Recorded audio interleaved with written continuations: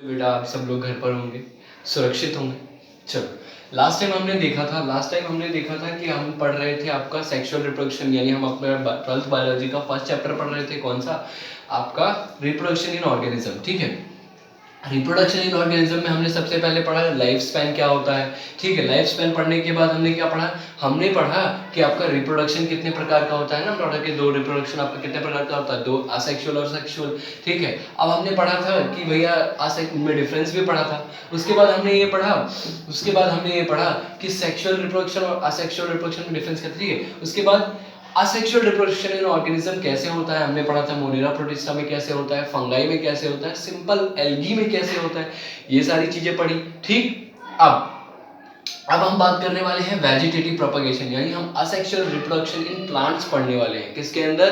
Plants के अंदर asexual reproduction का नाम होता है आपका दूसरे टर्म से उसको डिनोट किया जाता है, जिसको हम बोलते हैं वेजिटेटिव प्रोपगेशन। इसको असेक्सुअल रिप्रोडक्शन क्यों कहा जाता है ये भी बताया था मैंने लास्ट क्लास में।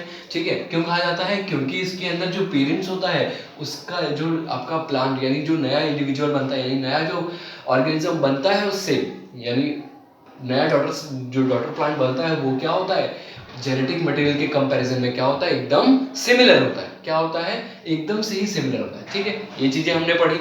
अब अगर हम बात करते हैं किसके बारे में, वेजिटेटिव प्रोपगेशन की। देखो वेजिटेटिव प्रोपगेशन का क्या मतलब है। देखो वेजिटेटिव मतलब वनस्पति, प्रोपगेशन मतलब होता है प्रचार, यानी एक तरह का प्रजनन। ठीक है, जैसे रिप्रोडक्शन का हिंदी मतलब प्रजनन होता है, वैसे ही आपका प्लांट्स के लिए प्रजनन का मतलब होता है प्रोपगेशन इंग्लिश में। ठीक है, अब इस प्रोपगेशन का प्रचार, यानी अगर आप गूगल पे सर्च करोगे या कहीं सर्च करोगे प्रचार आता है। क्यों? प्रचार मतलब होता है स्प्रेड करना, कि कैसे स्प्रेड होगा वेजिटेटिव प्रोपगेशन आपका, यानी आपका वनस्पति अपने आप को कैसे स्प्रेड करेगी, है ना, कोई प्रोपगेशन का जरिया होगा। ठीक है, तो वो पूरे का नाम हुआ आपका वेजिटेटिव प्रोपगेशन। ठीक है, ये चीजें थी, समझ में आ गई होंगी। अब चलो आगे बढ़ते हैं। ये वेजिटेटिव, अब देखो वेजिटेटिव प्रोपगेशन हम क्यों करा रहे हैं, हम ना जल्दी जनरली सीड से हम उगा लेते, क्या हम इतना मेहनत क्यों कर रहे हैं। ठीक है, देखो बेटा वेजिटेटिव प्रोपगेशन के अपने ही फायदे हैं। कैसे फायदे हैं? पहली बात तो जो पेरेंट्स का कैरेक्टर होता है वो प्रिजर्व रहता है, कि जैसा पेरेंट्स होगा वैसा ही बच्चा होगा, मतलब पेरेंट्स की सिमिलैरिटी पूरी, यानी अगर पेरेंट्स सुपीरियर है तो बच्चा भी उसी की तरह ही सुपीरियर होगा।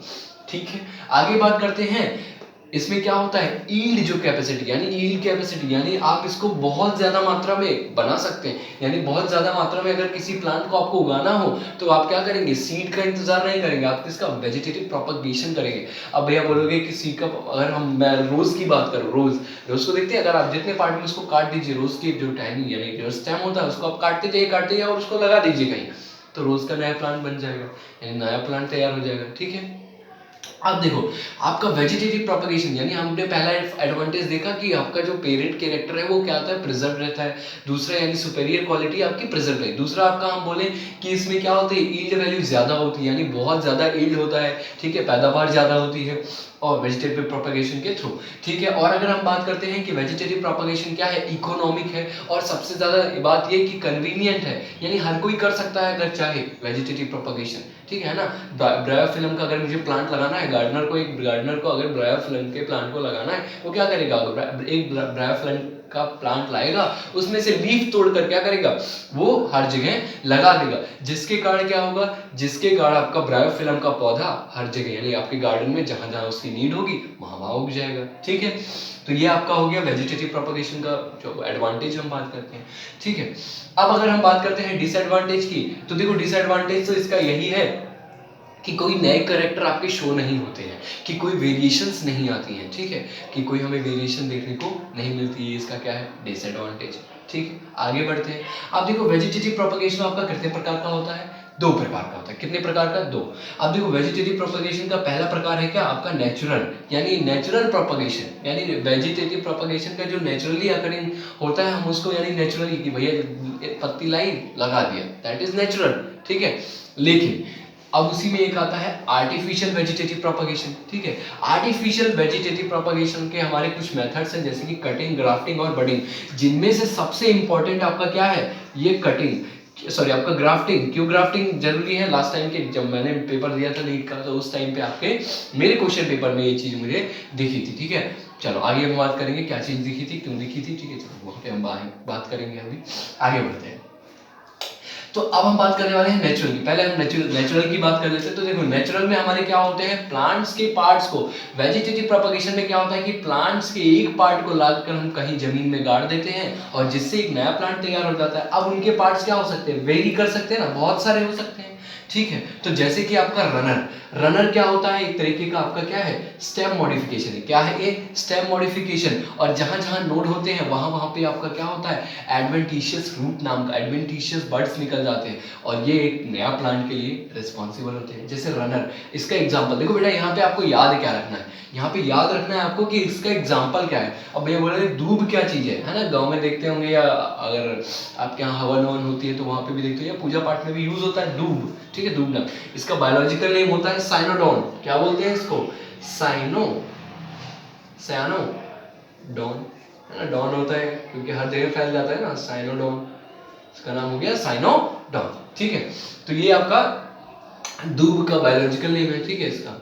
चलो आगे भी होता है, ठीक है, वो कहते रहते हैं साइनोडॉन। आगे बात करते हैं, तो दूब, रनर, ठीक है। तो रनर का एग्जांपल है ढूंढ, या तो आपको साइनोडॉन याद रखना है बेटा, ठीक है।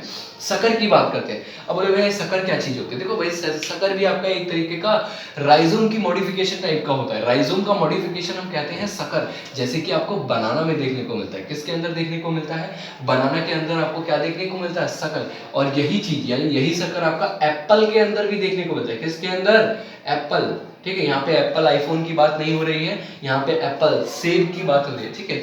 चलो आगे बढ़ते हैं, राइजोम की बात करते हैं। देखो राइजोम का मतलब क्या हुआ कि राइजोम भी आपका स्टेम मॉडिफिकेशन है। राइजोम का एग्जांपल आपका कौन है, जिंजर।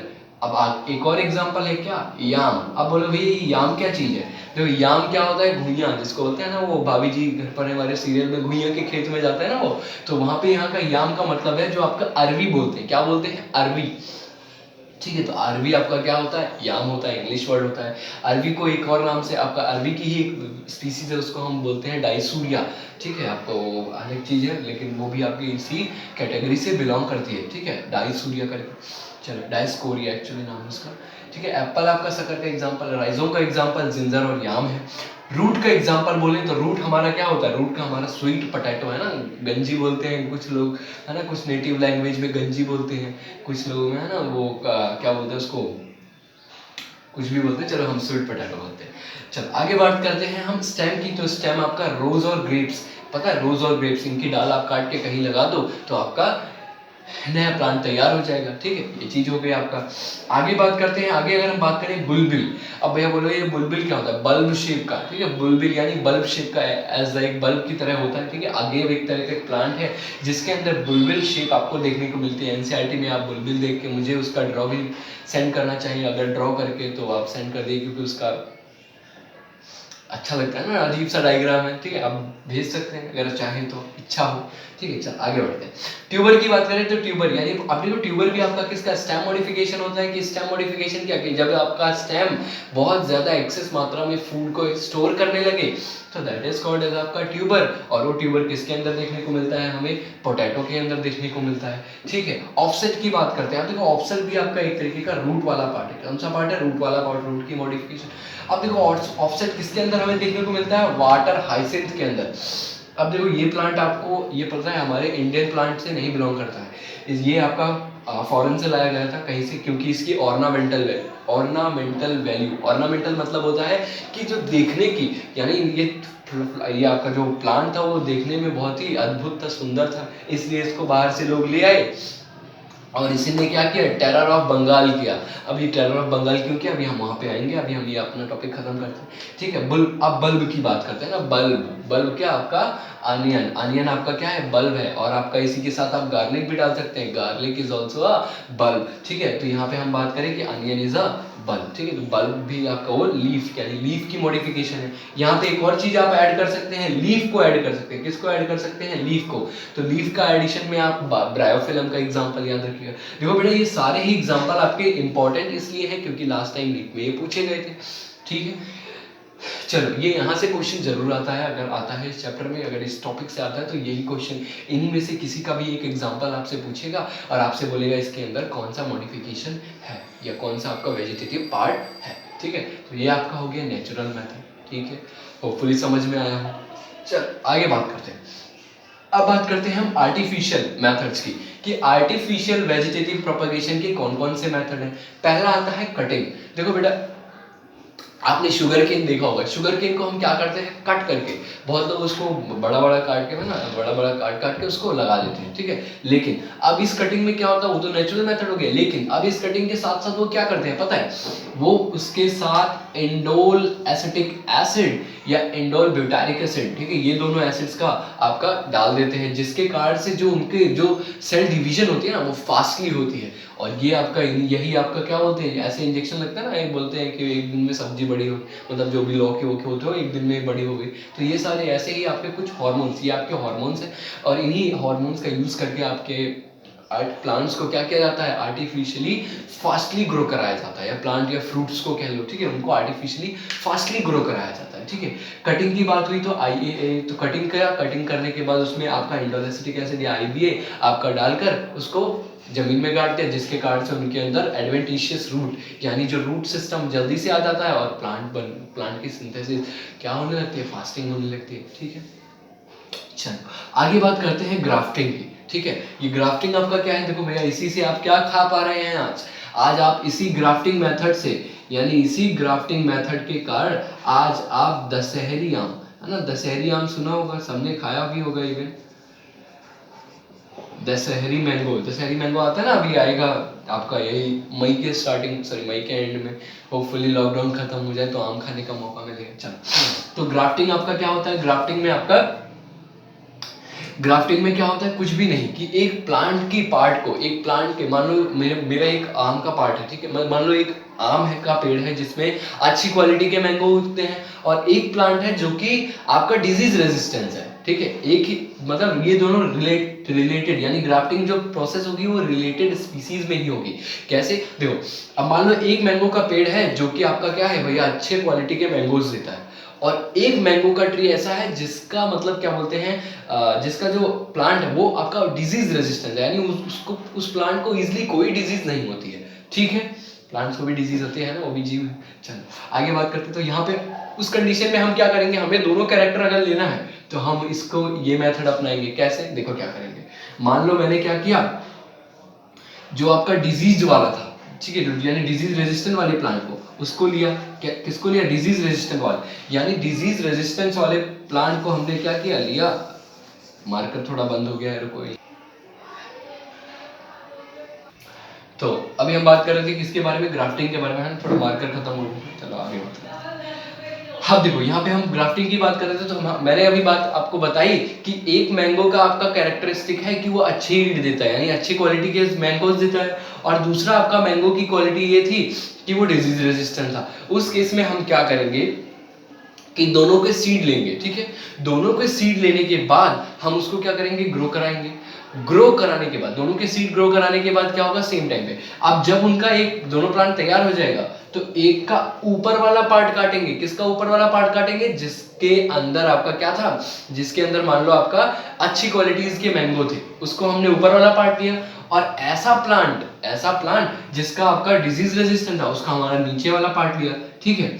उनको हमने क्या किया, ऐसा आपका इस डायरेक्शन में आपको क्या करते हैं, कट लगाते हैं, ठीक, इंसिजन, ये कट लगाने के बाद क्या करते हैं, दोनों प्लांट को ऐसे रखकर जोड़ दिया जाता है, ठीक है, मतलब ऐसा नहीं है कि वो ग्लू स्टिक लगा के जोड़ दिया जाए, ठीक है, वहाँ पे आपका न्यूट्रिशन मीडिया भी रखा जाता है, और उसको ड्राई नहीं होने दिया जाता है, ठीक है, उसको वेट रखने के लिए वहाँ पे प्रॉपर तरीके से आपका मैनेजमेंट किया जाता है, ठीक है, उसको प्रॉपर फार्मिंग, जो फार्मर्स होते हैं, जो आपका वेल एजुकेटेड फार्मर्स होते हैं, वो लोग इस काम को करते हैं, ठीक है।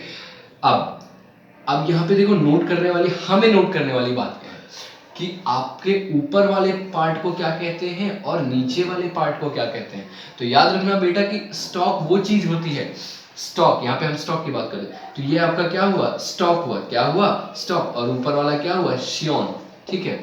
अब याद रखना कि स्टॉक हमेशा क्या होगा, ऐसा प्लांट जिसके अंदर कोई प्लांट लगाया जा रहा हो, दैट इज स्टॉक, और शियोन क्या होता है, ऐसा प्लांट जो किसी प्लांट के अंदर लगाया जा रहा है, ठीक है, या किसी प्लांट के ऊपर लगाया जा रहा है, दैट इज आपका शियोन। ये चीज याद रखना, ठीक है। तो आपसे यही लेबल में आपसे पूछेगा, ऐसा मार्किंग करेगा और उसके बाद यहाँ पे ए और बी लिख के नीचे क्वेश्चन में आपका ऑप्शन देगा, ए कौन सा है, ए शियॉन है या बी शियॉन है या ए स्टॉक है बी स्टॉक है, ठीक है। ये चीजें आपसे उसमें पूछे, ठीक है। बाकी आपको मैं टेस्ट सीरीज में आपके प्रोवाइड कर दूंगा। चलो, तो ग्राफ्टिंग हमने पढ़ लिया, ठीक है। अब हम बात करते हैं बडिंग की। देखो बेटा, बडिंग में क्या होता है, बडिंग में हमारा क्या होता है कि जो भी आपके बड होते हैं, मान लो किसी प्लांट के अंदर बड निकल रहा, बड निकलता है लीफ और आपके स्टेम के बीच में एक बड सा निकलता है, तो हम उस एरिया को, उतने एरिया को क्या करते हैं, काट लेते हैं, यानी कट करके निकाल लेते हैं, ठीक। और वैसा ही ठीक शेप का जैसे आपका ये ग्राफ्टिंग हो रहा है ना, ऐसे ही प्रोसीजर है इसका भी। उसी शेप का आप एक और प्लांट के अंदर, मान लो मुझे एक प्लांट के अंदर अमरूद भी चाहिए, सेब भी चाहिए, मतलब अमरूद भी चाहिए, मैंगो भी चाहिए और भी फलाना ठिकाना चीजें चाहिए, तो मैं क्या करूंगा उसमें मैं क्या करूंगा, यानी आपका मैंगो का एक बड निकालूंगा और ऐसे ही गुआवा का एक बड निकालूंगा, ऐसे ही मैं किसी और फल का आपका एक बड निकालूंगा और उसको क्या करूंगा, एक मेन प्लांट में उसके ठीक उसी तरीके का इंसिजन करूंगा। अगर मान लो उसको मैंने इस तरीके से काटा, ठीक है, मान लो इस तरीके से काटा, अब है ये बड यहाँ से निकल रहा था, ऐसा बड निकल रहा था, ठीक है, ये बड है, मान लो बड मान लेते हैं, ठीक है, बड है, इस तरीके से काटा, तो इसी शेप का मैं उस मेन प्लांट के अंदर, यानी मेन स्टॉक के अंदर, स्टॉक बताया ना अभी, तो स्टॉक के अंदर मैं इसी तरीके का इंसिजन करूंगा, यानी उसी तरीके से कट करूंगा और उसको उसके अंदर सुटेबली फिट करके उसके अंदर कुछ न्यूट्रिटिव मीडिया और आपका मॉइस्चर डालकर उनको मैं पैक कर दूंगा, ठीक है। ऐसा पॉलीथीन से वो क्या करते हैं, बांध देते हैं उसको, ताकि वहां पे आपका जो सेल ग्रोथ हो सके।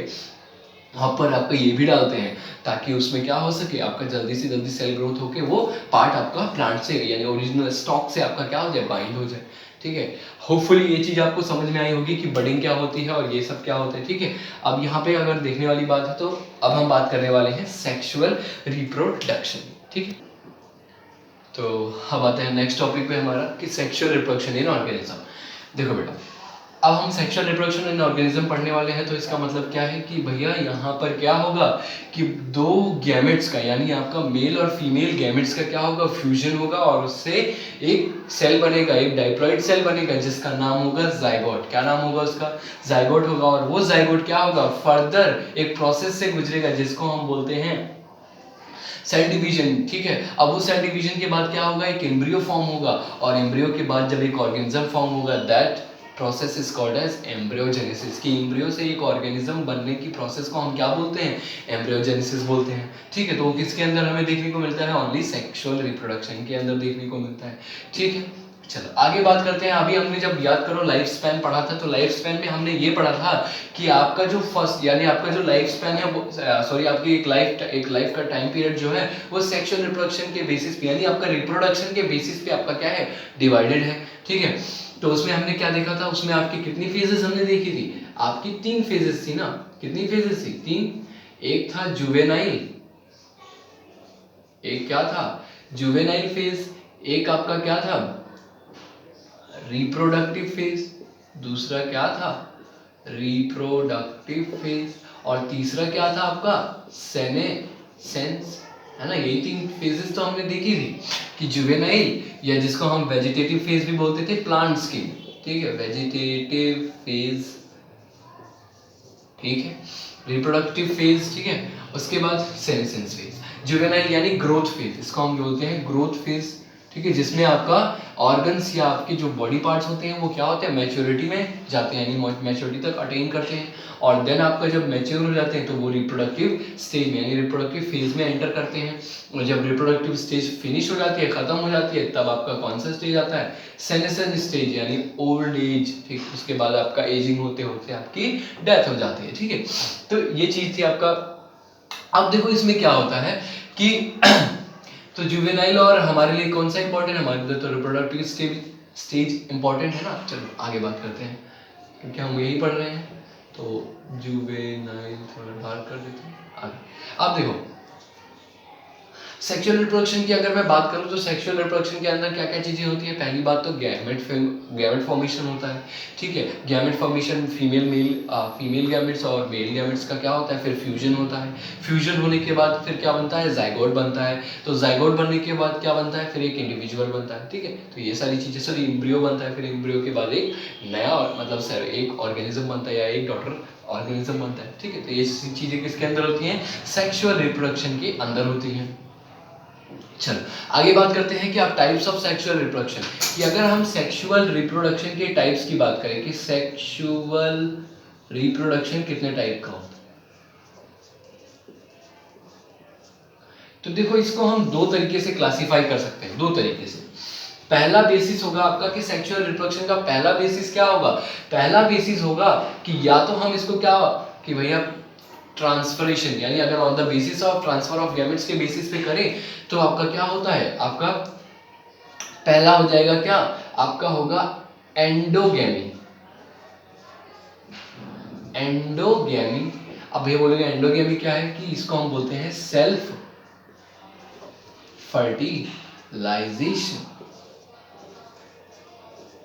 सेल्फ फर्टिलाइजेशन मतलब कि भैया सेल्फ फर्टिलाइजेशन की एक ही प्लांट के अंदर, मान लो एक प्लांट है उसके अंदर मेल और फीमेल गैमेट दोनों ही बन रहे हो, तो उसमें क्या होगा, आपका एंडोगैमी होगा, देखने को मिलेगा, ठीक है। या फिर कोई एनिमल है या कोई जीव है जिसके अंदर हमें एंडोगैमी, तो इसका एग्जाम्पल आपकी बात करें तो इसका एग्जाम्पल आपको याद रखना है टैनिया।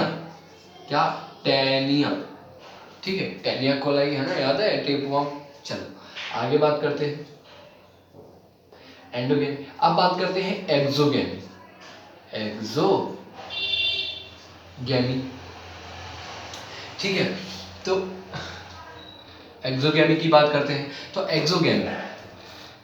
एक्सोगैमी की अगर हम बात करें तो एक्सोगैमी में क्या होगा आपका, एक्सोगैमी में होगा क्रॉस फर्टिलाइजेशन। क्या होगा, क्रॉस फर्टिलाइजेशन, ठीक है। और सेक्सुअल रिप्रोडक्शन आपका दो हिस्सों में डिवाइडेड होता है, ठीक है। मेनली हम किसके पार्ट पढ़ रहे हैं, हम सिंगैमी के पार्ट पढ़ रहे हैं, ठीक है। एक तो आपका सिंगैमी, एक होगा सिंगैमी, एक होगा आपका कॉन्जुगेशन, ठीक है, कॉन्जुगेशन, ठीक है। सिंगैमी का मतलब होता है कि दो गैमेट्स आपस में फ्यूज हो रहे हो, प्रॉपर्ली फ्यूज हो रहे हो, दैट इज सिंगैमी।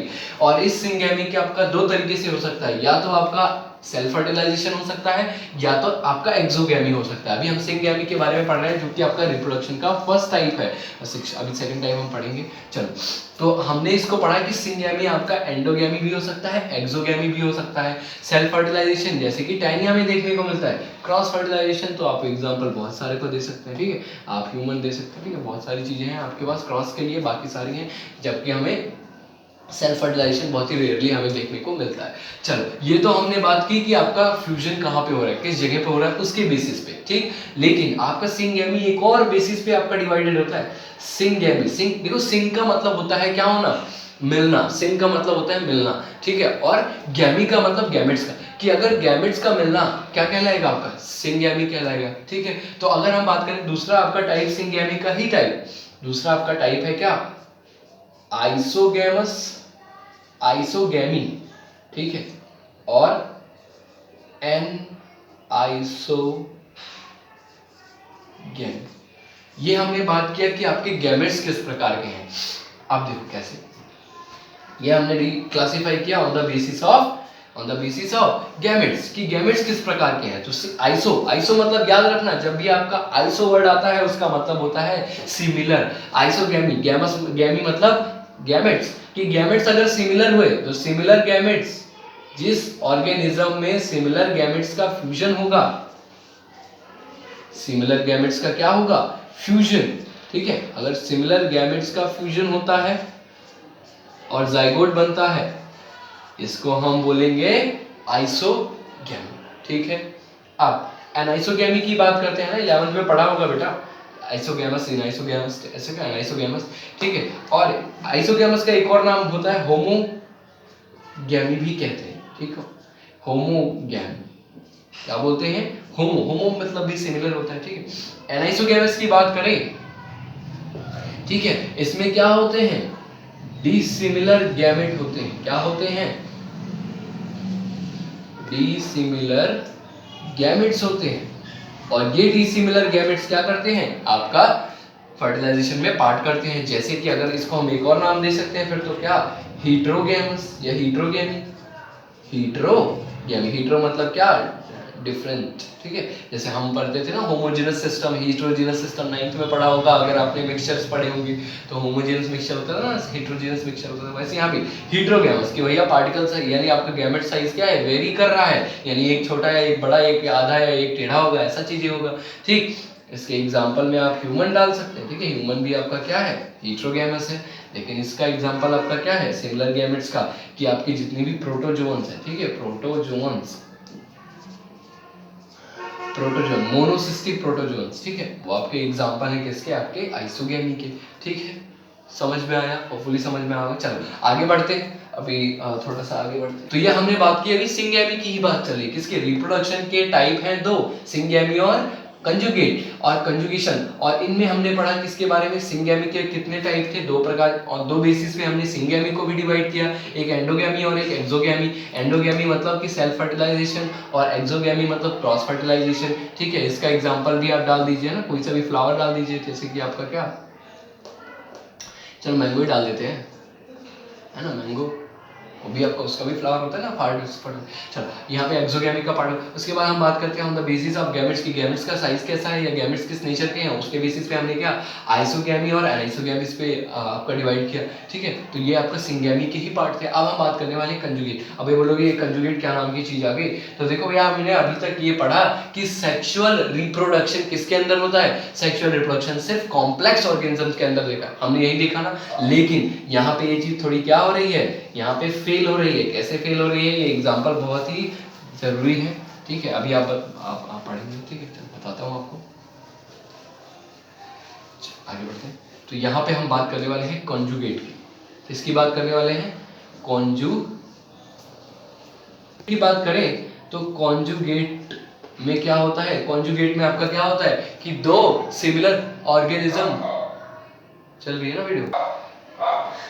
तो कॉन्जुगेट की बात करें तो कॉन्जुगेट में क्या होता है कि भैया दो ऑर्गेनिज्म होते हैं, यानी दो सेल, दो आपके पूरे ऑर्गेनिज्म ये आपस में क्या करेंगे, फ्यूज करेंगे, और ये शेयर क्या करेंगे अपने प्रोन्यूक्लियाई को, कि जो न्यूक्लियस होता है उनको क्या करेंगे, शेयर करेंगे, और उनसे क्या होगा, गैमेट का फ्यूजन होगा। तो इसका एग्जांपल यानी कॉन्जुगेट हो रहा है ना, इसमें दो सेल जो होते हैं वो टेम्परेली फ्यूज होते हैं, लेकिन उनका न्यूक्लियस प्रोमिनेंटली फ्यूज होता है। और इसका एग्जांपल याद रखिएगा, वेरी वेरी इंपॉर्टेंट है, पैरामीशियम। कौन, पैरामीशियम, ठीक है। तो पैरामीशियम इसका एग्जांपल है किसका, आपका conjugate reproduction, conjugate type of reproduction, ठीक है। इतना समझ में आया, चलो आगे बढ़ते हैं। तो यहां हमने क्या पढ़ा, टाइप्स ऑफ रिप्रोडक्शन पढ़ा, लेकिन अब हम एक चीज पे जाने वाले हैं। अब देखो, अब हम बात करने वाले हैं कि भैया रिप्रोडक्टिव स्टेज क्या होती है। देखो रिप्रोडक्टिव स्टेज हमने पढ़ लिया, पढ़ा क्या, अभी बात करते हैं।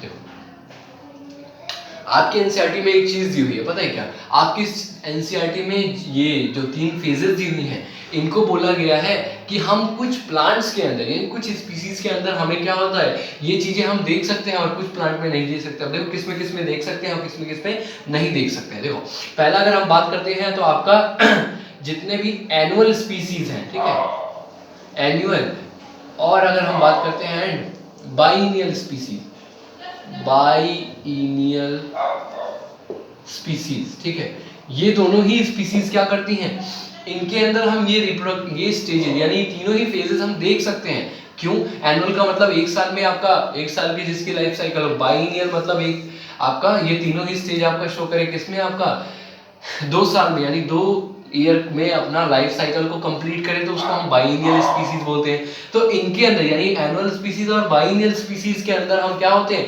इजीली देख सकते हैं क्या चीज, हम देख सकते हैं क्या, आपका जुवेनाइल यानी ग्रोथ फेज, रिप्रोडक्टिव फेज और सेनेसेंस फेज। लेकिन कि जब भैया बात करें क्या, जब अगर हम बात करते हैं किसकी, पेरेनियल की, ठीक है, किसकी बात करें, पेरेनियल, ठीक है। अगर पेरेनियल्स की बात करते हैं तो पेरेनियल्स में क्या होता है, बहुत ही दिक्कत हो जाती है। कैसे दिक्कत हो जाती है, इनका जो लाइफ साइकिल होता है वो मोर देन क्या होता है, 2 ईयर होता है, और उसमें यानी मोर देन 2 ईयर में होने के कारण क्या होता है, उसमें आप इन तीनों ही चीजों को एग्जैक्टली यानी क्लियर कट आप नहीं देख सकते, ठीक है, ये चीज याद रखिएगा, ठीक है। इतनी सी बात थी। पेरिनियल स्पीसीज कौन सी होती हैं या पेरिनियल प्लांट्स कौन से होते हैं? ऐसे प्लांट जो 2 ईयर से ज्यादा आपका लाइफ साइकिल को कंप्लीट करने में लेते हो, ठीक। बाइनियल क्या होता है? जो 2 ईयर लेते हो, और एनुअल क्या होता है? जो 1 ईयर लेते हो। याद रहेगा, ठीक है। आगे बात करते हैं। आगे अगर हम बात करें, नेक्स्ट अगर हम बात करते हैं, आप भैया बोलोगे ये पेरिनियल स्पीसीज का कोई नाम बताओ। अब इसी में से क्या होते हैं, ये तो हमने पढ़ा कि 2 ईयर से हमें पता होता है, लेकिन कुछ नालायक प्लांट्स ऐसे हैं, सॉरी नालायक नहीं कहेंगे, लेकिन कुछ प्लांट्स आपके ऐसे हैं जो कि क्या होते हैं कि भैया पूरे लाइफ साइकिल में एक बार फ्लावरिंग करेंगे और डेड कर जाएंगे।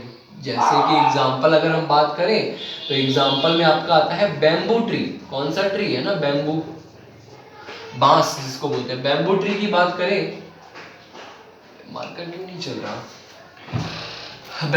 तो हम बात कर रहे थे किसकी? बैम्बू ट्री की। तो बैम्बू ट्री जो होते हैं, ये बैम्बू ट्री आपका क्या, ये यानी 50 to 100 ईयर, 50 to 100 ईयर लेते हैं, 50 to 100 ईयर लेते हैं अपनी फ्लावरिंग शो करने के लिए, ठीक है। और उसके बाद क्या होते हैं? डेथ हो जाते हैं, ठीक है। बैम्बू ट्रीज की बात करते हैं, ठीक है। चलिए, तो ये आपका एक आपका क्या बोलते हैं तो ऐसे, तो हम इन प्लांट्स को क्या बोलेंगे कि जो भैया आपका वंस यानी पूरी लाइफ साइकिल में एक ही बार जो फ्लावरिंग दे, उनको हम क्या बोलेंगे? ठीक है, उनको हम एक नाम से बोलते हैं, उनका एक टर्म यूज की जाती है, मोनोकार्पिक। क्या बोलते हैं? मोनोकार्पिक, ठीक है। मोनोकार्पिक, मोनोकार्पिक, ठीक है। मोनोकार्पिक मतलब कि अपने पूरी लाइफ साइकिल में यानी पूरी लाइफ ड्यूरेशन, लाइफ स्पैन के दौरान सिर्फ एक बार फ्लावरिंग करेंगे और उसके बाद मर जाएंगे, तो वो आपके मोनोकार्पिक प्लांट हो गए। कौन से? मोनोकार्पिक प्लांट्स हो गए। अब अगर बात करें, इसका एक और एग्जांपल है, ठीक है, जिसको हम बोलते हैं नीला कुरंजी, ठीक है। नीला कुरंजी। अब देखो नीला कुरंजी क्या होता है? ये आपका जिसको हम स्ट्रॉबिलेंथस, ठीक है, स्ट्रॉबिलेंथस बोलते हैं, ठीक है। नीला कुरंजी कुंथियाना, स्ट्रॉबिलेंथस कुंथियाना भी बोलते हैं, ठीक है। तो यहाँ पे स्ट्रॉबिलेंथस का बायोलॉजिकल नेम है नीला कुरंजी का, ठीक है। ये आपका तमिल, केरल, इन सब इलाकों में पाया जाता है। और ये क्या करता है? 6 to, ठीक है, ये भी आपका क्या करता है? 12 साल में यानी 12 ईयर में आपका क्या करता है? एक बार फ्लावरिंग करेगा। क्या करेगा? वंस फ्लावरिंग करेगा 12 ईयर में। अभी आपका 2006, हाँ ठीक, आई थिंक 2006 या 5 में आपको ये आपका देखने को मिला था नीला कुरिंजी फ्लावर्स, ठीक है। तो ये क्या होता है? ये भी आपका, ये एग्जांपल याद रखिएगा, बैम्बू ट्री और आपका नीला कुरिंजी, ये क्या होते हैं अपने, यानी ये मोनोकार्पिक होते हैं। अब बोले भैया जो अपना हर साल यानी हर साल या हर 1-2 साल बाद अपना फ्लावरिंग पैटर्न शो करते हैं, उनको क्या बोलेंगे? तो उनको हम नाम देते हैं आपका पॉलीकार्पिक। क्या बोलते हैं? पॉलीकार्पिक बोलते हैं। क्या बोलते हैं? पॉलीकार्पिक, ठीक है। ये चीज याद रहेगी, ठीक है। तो ये अपनी आपकी इतनी सारी चीजें थी। अब देखो जाने से पहले सेक्सुअल रिप्रोडक्शन में इतना ही मैंने आपको पढ़ाया कि आपका क्या बोलते हैं इन फेजेस में, ठीक है। सेनेसेंस की बात की, जुवेनाइल, तो आपको ये याद रखना है कि आपको अगर सेनेसेंस स्टेज या सॉरी आपको ये तीनों ही अगर फेजेस देखनी है कि लाइफ की अगर तीनों फेजेस जुवेनाइल, रिप्रोडक्टिव और सेनेसेंस फेज देखनी है, तो आप किसमें सुटेबल रहेगा? याद रखना, पहले जो आपका क्या बोलते हैं एम्स था, उसमें एजर्शन रीजन में क्वेश्चन आता था, ठीक है। तो उसमें क्या देखो, अब इसमें क्या आपको याद रखना है कि एनुअल स्पीसीज, याद रखना एनुअल स्पीसीज और बाइनियल के अंदर इन दोनों के अंदर ही हम क्या देख सकते हैं? इन दोनों के अंदर ही हम आपका ये तीनों स्टेजेस क्लियर कट देख सकते हैं। लेकिन अगर हम पेरिनियल की बात करें तो उनके अंदर ये स्थिति हम नहीं दे सकते, यानी इन तीनों फेजेस को नहीं दे सकते। ये पॉइंट आपको नोट करना है, ठीक है। और याद रखना बैम्बू ट्री और आपका नीला कुरेंजी, जिसको स्ट्रॉबिलेंथस कुंथियाना भी बोलते हैं, वो भी आपका क्या होते हैं? उनका आप टाइम पीरियड भी याद करना चाहें तो कर सकते हैं, नहीं तो टाइम पीरियड नहीं याद होता तो आप उनका याद रखें कि ये वंस इन द लाइफ क्या करते हैं? अपनी फ्लावरिंग करते हैं। और इन्होंने कब किया था? 2006 में, या आई थिंक से हाँ 2006 में, बुक में देख लेना, ठीक है। तो ये चीजें आपको याद रखनी है। और चलो एक लास्ट टॉपिक हमारा थोड़ा सा रह गया था, एक लास्ट टॉपिक छोटा सा है, ज़्यादा नहीं। यहाँ पे टेरर ऑफ बंगाल का मैंने बात किया था ना, अभी मैंने बोला था बाद में डिस्कस करेंगे। तो यहाँ पे टेरर ऑफ बंगाल की बात करते हैं। किसकी बात करते हैं? Terror of Bengal. अब देखो ये टेरर ऑफ बंगाल है कौन? आपका वाटर हाइसिंथ। कौन? वाटर हायासिंथ, ठीक है। यही आपका क्या है? टेरर ऑफ बंगाल है। अब बोले भैया टेरर ऑफ बंगाल ही क्यों बोला? ठीक है, टेरर ऑफ है ना, ये उत्तर प्रदेश, टेरर ऑफ, देखो टेरर ऑफ बंगाल क्यों बोला? क्योंकि ये क्या होता है, बंगाली लोग क्या खाते हैं? ज्यादातर मच्छी भात खाते हैं ना, तो अब वो क्या खाते थे? फिश। अब वो लोग जो फिश खाते थे, ये वाटर हाइसिंथ क्या करता था कि वाटर के अंदर से ऑक्सीजन को ड्राइव कर लेता था, और उससे क्या होती थी, जो फिशेस थी उनकी क्या हो जाती थी, मृत्यु हो जाती थी, जिसके कारण से क्या होता था। अब ये वाटर हाइसिंथ आपका यानी वाटर हाइसिंथ की बात करें तो ये इसको टेरर ऑफ बंगाल इसलिए कहा जाता है क्योंकि बंगाल के अंदर जितने भी आपके वाटर बॉडीज थी, वाटर बॉडीज मतलब कि जितने भी आपके वाटर के तालाब थे, कुएं थे, नदी थी, इन सब के अंदर जो भी आपकी फिशेस थी, उनके अंदर ये क्या करता था, मतलब उनके अंदर ये आपका पनपता था और उनकी जान ले लेता था। क्यों? ऑक्सीजन को डिराइव करके। लेकिन अब देखो, इसको पता है, इसको हम फॉरेन से लाए थे किसके लिए, इसकी ऑर्नामेंटल वैल्यू के लिए। ऑर्नामेंटल मतलब जो देखने में सुंदर हो ना, या तो बहुत सारे प्लांट्स हैं जो देखने में अच्छे होते हैं, हम उनको घर में लगा लेते हैं, ठीक है, उसी के लिए ये भी लाया गया था। लेकिन अब ये हमारे देश का क्या बन चुका है, ये हमारे देश का आपका एलियन स्पीसीज बन चुका है। क्यों एलियन, इसको एलियन क्यों कहा? याद रखना, एलियन हम उसको कहते हैं जो आपकी पृथ्वी से यानी आपके लोकेलिटी से, अब देखो पृथ्वी से जो ना मेल करे उसको भी एलियन कहते हैं। अब आपकी लोकेलिटी, मान लो इंडिया में ये प्लांट पाया ही नहीं जाता था, लेकिन आप बाहर से ले आए, इसको यहाँ पे लगा दिया और यहाँ पे उगने लगा। अब इसका कोई क्या प्रेडेटर होगा, प्रेडेटर मतलब ये ग्रेजर होगा, क्या इसको कोई खाने वाला होगा वाटर हाइसिंथ को, ठीक है, या कोई डिग्रेड करने वाला होगा? बिल्कुल नहीं होगा, क्योंकि ये नया है ना। इस कारण से क्या हुआ, यहाँ पे इसको हम एलियन स्पीसीज भी बोलते हैं। इस एलियन स्पीसीज बोला, ठीक है, और ये बहुत ज्यादा मात्रा में वाटर के अंदर फैलने लगा। इस वजह से आपका टेरर ऑफ बंगाल भी कहा जाता है, ठीक है। कई बार 2 मार्क्स का क्वेश्चन पूछ लेता है आपसे, आपके ये सीबीएसई बोर्ड में, ठीक है, ऐसा भी पूछता है। चलिए, धन्यवाद। होपफुली सब लोग घर पर रहे और सुरक्षित रहे, ठीक है।